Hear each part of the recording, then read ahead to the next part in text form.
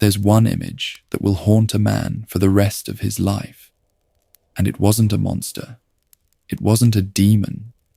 It was the face of a 7-year-old little girl in a coffin. And he put her there. This is a real story. The names have been changed, but every single detail, every nightmare, every glimpse, every whisper in the dark, that happened. And it started on a cold December morning. It started at a place that was supposed to be full of hope, a place where broken kids got second chances. But hope sometimes comes with a price nobody sees coming. John was just a regular dude, mid-30s, easygoing, the kind of guy every kid liked. He worked at St. Catherine's orphanage, part-time driver, part-time PE teacher. Nothing fancy, but he loved those kids like they were his own. Then there was Emily, 7 years old, blind since birth. She'd been separated from her family when a tornado tore through their county and left nothing but rubble. No phone, no address, no nothing. Emily ended up at St. Catherine's with nothing but the clothes on her back and this little snow globe she refused to let go of. Sister Vivian ran the reunification program, matching kids with their lost families or placing them with adoptive ones. She was no nonsense, old school, the type of nun who got things done. If there was any hope of Emily finding her people again, it was through her. Ms. Martha was Sister Vivian's right hand, patient, quiet, always in the background making sure everything ran smooth. What most people didn't know, Martha herself had grown up in this same orphanage. It was the only home she'd ever known. And then there was Alfred, the other driver. Good dude, but man, December had worn him out. Between the holiday runs, the charity events, the late nights, Alfred was running on fumes. But he never complained. That was just who he was. Then one morning, Sister Vivian got a call that changed everything. Another orphanage 2 states over had tracked down Emily's family. Alive, well, and desperate to find her. The paperwork came through. The DNA matched. For the first time in over a year, little Emily had somewhere to go home to. They threw Emily a going-away Christmas party before the trip. The whole orphanage showed up, kids running around, carols playing, the smell of hot cocoa filling the hallways. Emily sat near the tree, snow globe in her lap, smiling at sounds she couldn't see.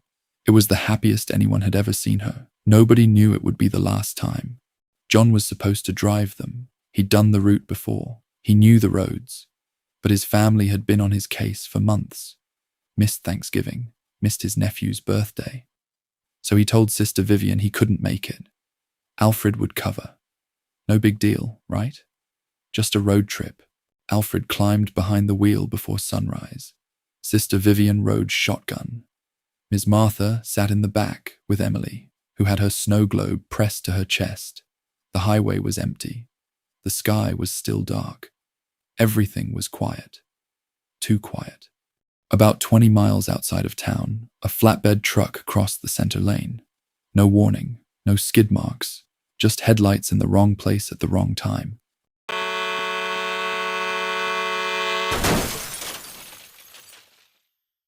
The collision was catastrophic. The van never had a chance. And just like that, in the span of 2 seconds on a cold December morning, 3 lives were gone. Alfred, Sister Vivian, Ms. Martha, and little Emily. First responders said the impact was one of the worst they'd seen that year. The truck driver survived with minor injuries. The van took the full hit. Emily, they said, took most of the damage. Her little face. The paramedics couldn't even look for long. John got the call at his family's dinner table. He excused himself, answered, and didn't come back. He sat in his car in the driveway for 3 hours. Just sat there. Because all he could think was, I was supposed to be the one driving. That should have been me. That guilt didn't go away when the sun came up. It didn't go away the next day or the next.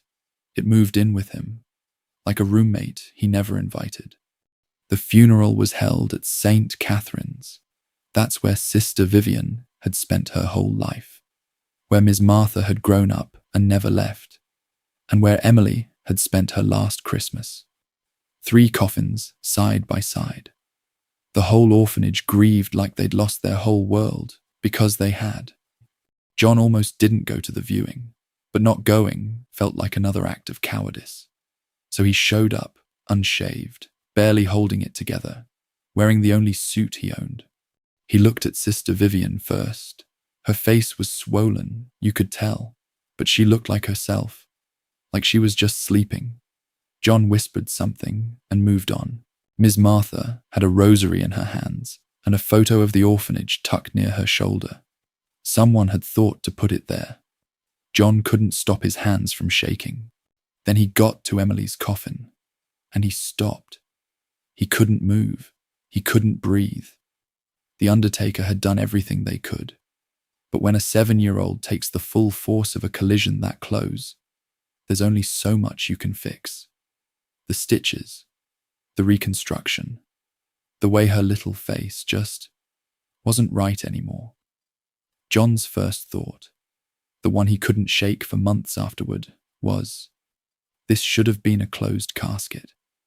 This little girl deserved a closed casket. The nightmares started the night of the funeral. Not random, fuzzy dreams, crystal clear. Emily's face, exactly as he'd seen it in that coffin, hovering right in front of him. No words, no movement, just there, staring at him. Every single night. Then it started happening when he was awake. He'd catch her in the mirror. Just a glimpse, half a second before it was gone. He'd spin around and there was nothing there. He stopped using mirrors. He covered every reflective surface in his apartment with old bedsheets. 2 weeks of this, and John was falling apart in real time. He'd space out mid-sentence while coaching the kids. He'd start a conversation and forget what he was saying. The other staff noticed. The kids noticed. Head sister Susan definitely noticed. One night, John sat down in a stairwell at St. Catherine's and just broke. Ugly crying, hands over his face, the whole thing. And then, even with his eyes covered, he could still see her. That was the moment he knew. This wasn't just grief. This was something that was going to destroy him if he let it. Head sister Susan called him in the next morning. She didn't yell. She didn't lecture him. She just sat across from him and said, "John, carrying this alone is going to kill you. You need to confess. Not for the church, for yourself. You need to say it out loud to someone who can hold it with you." John sat in that confessional and talked for almost an hour. The party, the guilt, the face, the mirrors, all of it. The priest listened without a word. And when John finally went quiet, the priest asked him one question. Just one. He said, "Son, did anyone tell you what the accident report said?" John went cold. He'd never actually read it. He'd never wanted to. The priest had been called in to counsel the truck driver's family after the crash. The man behind the wheel of that flatbed. He hadn't crossed the center lane. He'd been driving completely straight in his own lane when Alfred's van drifted. Alfred fell asleep at the wheel. Alfred, who had been running on no sleep for 3 days straight, closed his eyes for 4 seconds on an empty highway and killed everyone in that vehicle. The truck driver walked away with minor injuries and a trauma he didn't deserve. And John? John had known Alfred was exhausted. He'd seen it. The night before the trip, Alfred had told him flat out, "Man, I'm dead on my feet." And John had said, nothing. The confession didn't set John free. It finished him. Because the haunting was never really about guilt over missing a car ride. It was Emily making sure he understood, really understood, exactly what happened in those 4 seconds. He didn't just step aside. He had the information. He had the chance to say, "Alfred, you shouldn't drive tomorrow." And he didn't. John still sees her face. Not in mirrors anymore. Not in dreams. Just there. Every quiet moment, every time the room goes still, a blind little girl who never got to meet her family, staring at him with eyes that don't work but somehow see everything. And the snow globe they found at the crash site, still sitting on a shelf at St. Catherine's. Nobody touched it, nobody threw it away. Some things, I guess, just refused to leave.